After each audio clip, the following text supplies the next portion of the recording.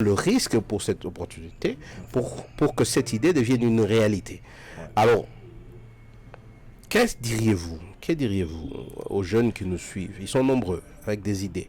Peut-être, moi je connais, j'ai vécu ici, mais il y a beaucoup qui disent ah lui, il a eu la chance, écoutez, bon, ici chez nous, écoutez, lui, il a la chance, il a des partenaires, et là, je sais pas quoi. Qu'est-ce que vous diriez à ces jeunes-là? Moi, je vois un jeune qui a une idée, qui voit une opportunité, une nouvelle technologie, qui se bat. Mais tu n'étais pas le seul. Il y avait plusieurs. C'est d'ailleurs pourquoi tu es le président du conseil d'administration de Remel, des médias en ligne. Donc tu es un leader des leaders. Mais plusieurs de ces médias n'ont pas eu l'attraction que la Prenel a eu. Pourquoi, d'après toi? Eh bien, moi je crois que vous l'aviez évoqué. D'abord la conviction, mais c'est aussi les goûts du risque. Parfois, on a l'impression que ceux qui ont commencé ou ceux qui ont réussi ont tout de suite réussi les soutiens qu'il leur fallait pour pouvoir avancer. Au début, je veux le raconter, quand nous mettions en place les médias en ligne, on n'avait pas même des capacités. On venait tout de suite de l'université, on avait des difficultés. Vous connaissez la formation théorique de nos institutions. On ne pouvait même pas mettre en place un site internet, on ne pouvait même pas mettre en place de travailler sur les nouvelles technologies. Effectivement, on venait des sciences de l'information, mais c'était vraiment d'une manière théorique. C'est vrai, on pouvait écrire un papier, on pouvait faire ceci ou cela. Mais il y avait cette volonté à pouvoir d'abord faire, c'est-à-dire la conviction que nous étions des journalistes, on était des jeunes qui pourrions savoir mieux raconter des histoires de notre communauté. Ensuite, comme je le disais, au début, on va, juste pour mettre en place un site, on a eu, pour par exemple un $300 ou moins que ça, il fallait les payer sur un échelonnement. Et on a pris plus d'1 an pour pouvoir arriver à apurer toute cette dette-là. Plus d'1 an pour pouvoir payer moins que 300, en tout cas tout au plus $300. Ce n'est pas parce qu'on avait des soutiens. C'est que dans ce monde ici, généralement les gens ont cette conviction que bon, je vais commencer une idée mais je n'ai pas d'argent. Et on s'arrête là. Mais d'abord l'idée que vous avez, la conviction que vous avez à pouvoir le faire. Parfois dans votre entourage, vous avez même du mal à avoir le soutien. Parfois même de votre épouse, même des gens les plus proches de vous. Généralement, ils se disent mais ça c'est de l'aventure. À ce moment-là, j'ai dirigé une radio à l'époque.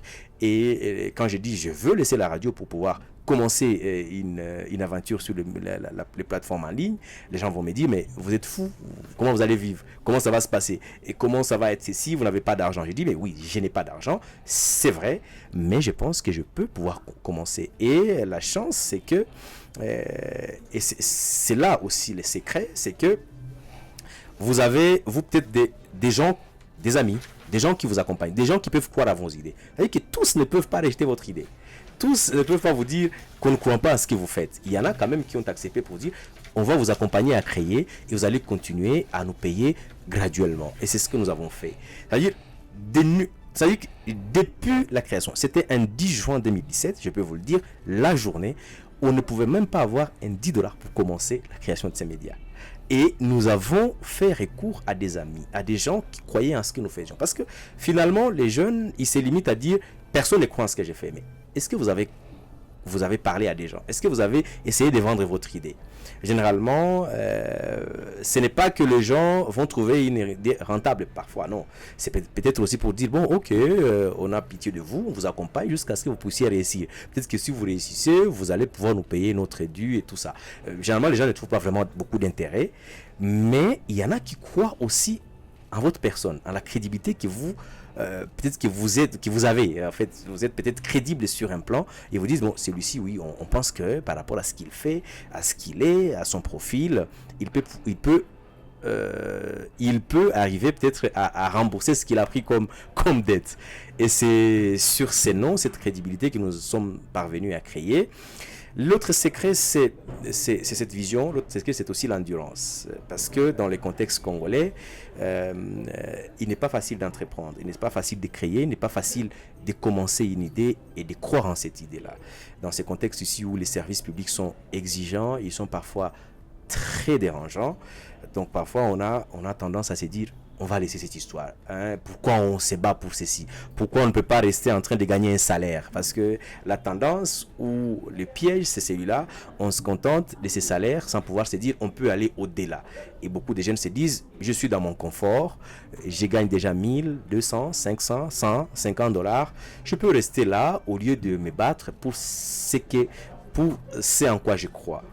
Et c'est ça le plus grand secret, c'est-à-dire accepter, avoir des convictions, c'est-à-dire croire en ce que vous faites, avoir la conviction que vous pouvez le faire, ensuite souffrir, accepter qu'il y a plusieurs sacrifices dans ce que vous faites, et accepter vraiment que parfois vous perdez des amis. Vous perdez, je me souviens que dans toute cette popularité que j'avais en tant que journaliste dans un média audio, j'ai peiné à avoir parfois des gens au téléphone que j'avais tout le temps, parce qu'ils pouvaient simplement, je pouvais les appeler pour dire je vous invite, ils étaient contents que je les reçoive dans les émissions, ils étaient contents que je sois avec eux, et finalement ils commençaient à se dire qu'est-ce que les médias en ligne, dans le contexte là, parce que ceux qui connaissent 2017 au Sud Kivu, ils savent que le contexte, quand on parlait de médias en ligne, c'était rien. Mais ça signifie quoi médias en ligne? Comment vous allez faire? Est-ce que ça va être à la radio ou comment? Et les gens ne connaissaient que la radio et la télé.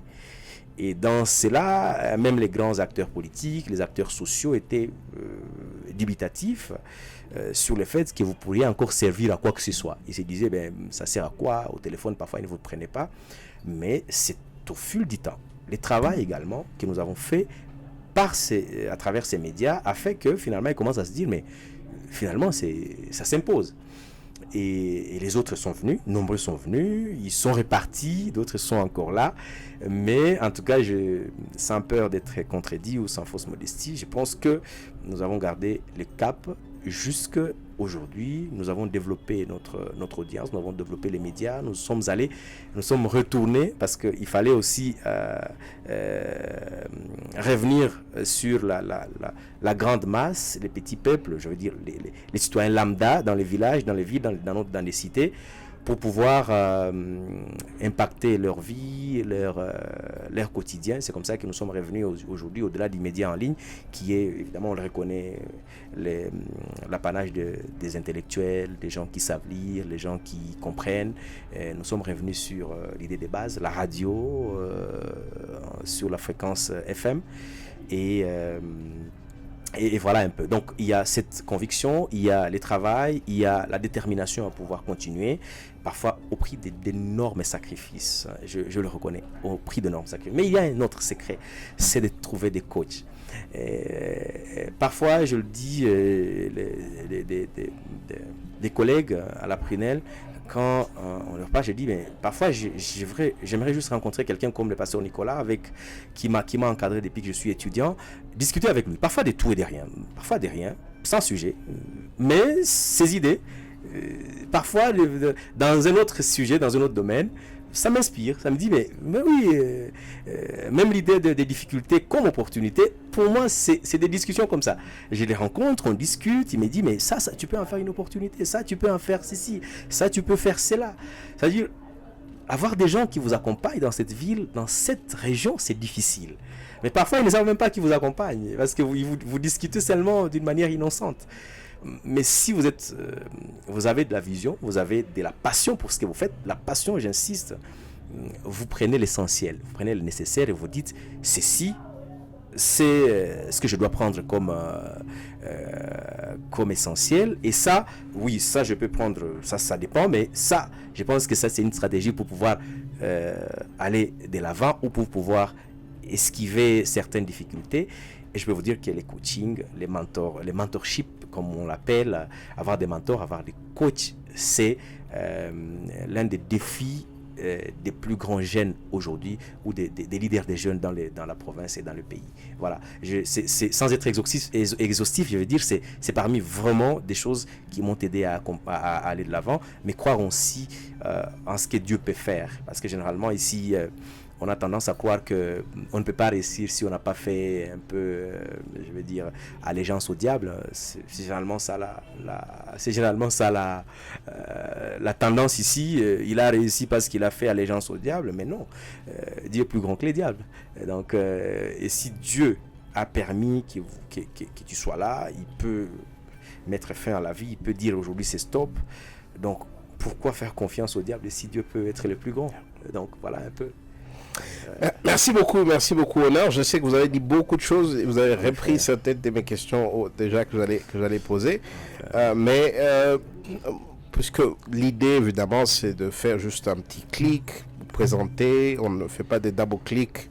Je suis sûr que les gens peuvent vous parler, vous êtes sur les réseaux et ils peuvent, s'ils veulent, savoir plus sur vous. Mais pour nous, avec le coin du leader, on veut simplement en quelques minutes présenter des gens, des jeunes leaders que nous pensons font du travail merveilleux et que nous pensons, à notre humble avis, que dans 20-25 ans, seront non seulement ils sont des pionniers aujourd'hui, mais auront été des leaders d'opinion et d'action dans un domaine donné.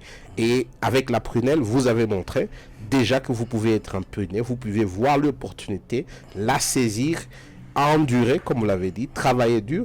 Et aujourd'hui, eh ben, je crois que tout le monde, en tout cas qui suit les nouvelles à Bukavu, n'est pas étranger à la prunelle précédente. On s'en réjouit. Alors, que diriez-vous à des jeunes étudiants? Peut-être vous vous souvenez vous-même. Laissez-moi formuler la question autrement. Que diriez-vous aux jeunes honneurs de 2017 aujourd'hui? Quel conseil lui donneriez-vous? Et ils sont nombreux qui nous suivent, ils sont peut-être dans d'autres domaines, mais quel conseil leur donneriez-vous? Le conseil, c'est de ne pas penser qu'on est très petit pour pouvoir faire quelque chose. Parfois, on pense qu'on est très petit, on est tellement insignifiant qu'on n'a rien à donner à la communauté. Et c'est ce que j'ai retrouvé dans la vie de tous les jours, dans notre province, dans notre ville.